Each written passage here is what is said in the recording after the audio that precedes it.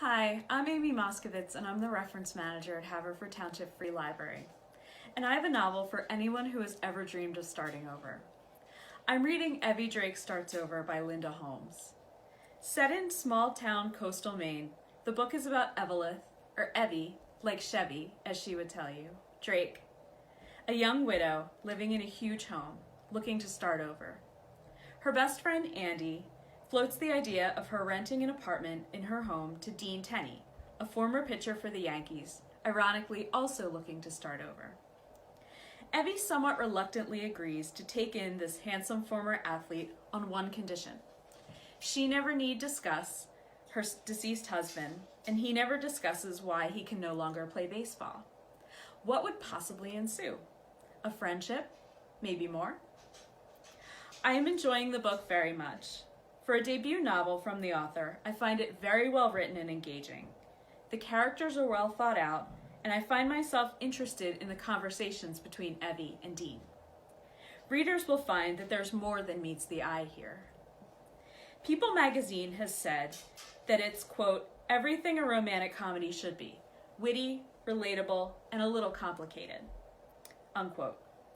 Kirkus, which gave it a starred review, said, quote, Holmes writes with an easy warmth about kind people who are trying their best but messing things up anyway, unquote. Maybe that's another thing I liked about the book. The characters are very relatable, and aren't we all at times trying our best but messing things up anyway?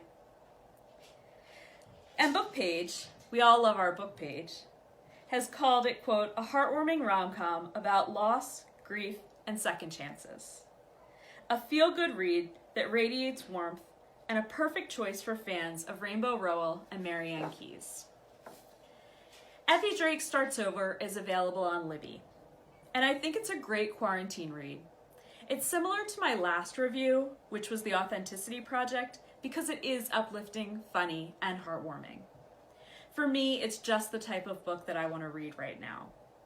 I'm actually listening to this one on audio, and even though I'm more of a nonfiction reader at heart, I do find myself drawn to the characters and their storylines and the ease in which the reader really gets into the heart of the plot. Listening takes me out of my living room and into coastal Maine, where I find myself wrapped up in what will happen to Evie and Dean. It's a fun escape from nonfiction, which I will get back to later on this month. If you love a good rom-com, start Evie Drake Starts Over. Thanks. Bye.